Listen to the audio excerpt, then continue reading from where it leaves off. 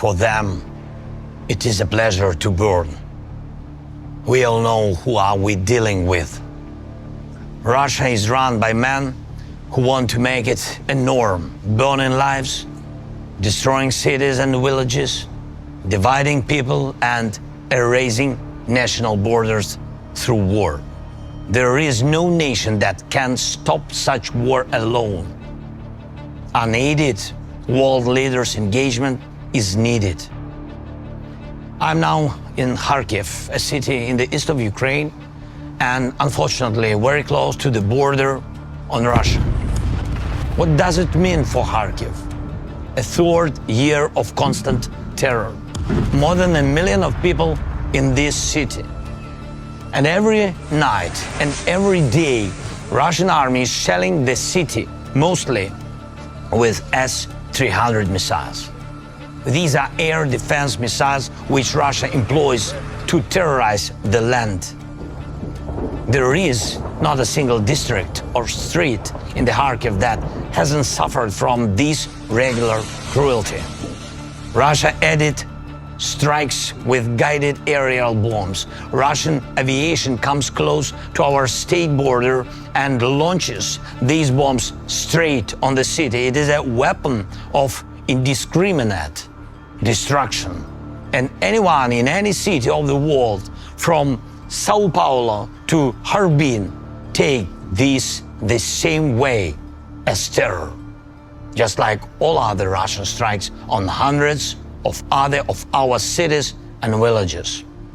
Some of them, once booming with life, are now burned to ashes, people less. A burnt out emptiness, the most horrible consequence of war. War that we didn't want in Ukraine, that we haven't provoked, and in which Ukraine is defending itself from Russian attempts to seize our resources and territories and destroy our national identity. And the world sees it. Behind me are the books burned down by Russian missiles. It was one of the largest publishing houses in Ukraine. People got injured here. Unfortunately, there are people killed. Temperature of burning here hasn't managed to totally reach for 451 degrees Fahrenheit. But that's what the leaders of Russia need and want, even higher temperatures. And not only on the sovereign territory of Ukraine, Russia is threatening almost all of its neighbor countries. Russia is the only state that captured the nuclear power plant and is openly using it for radiation blackmail. There is nothing that wouldn't become a weapon for Russia, including hunger. And exactly this the world felt when Ukraine was hit by Russian naval blockade.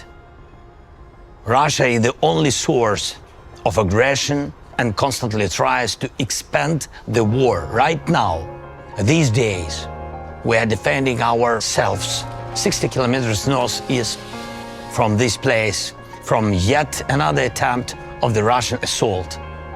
Russia is preparing for offensive actions also 90 kilometers northwest from here. They gather another group of troops near our border.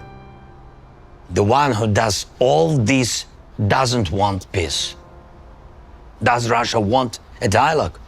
Ukraine had the world's largest experience of lies from Russia during negotiations. Lies that in particular was Russian cover-up for preparing this war. And that's exactly why global efforts are needed. Global Peace Summit of the leaders whom Russia will not be able to deceive.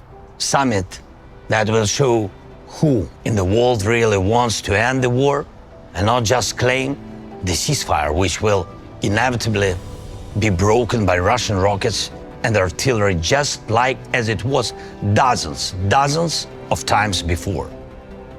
Together with Switzerland, we are preparing such summits. It starts on June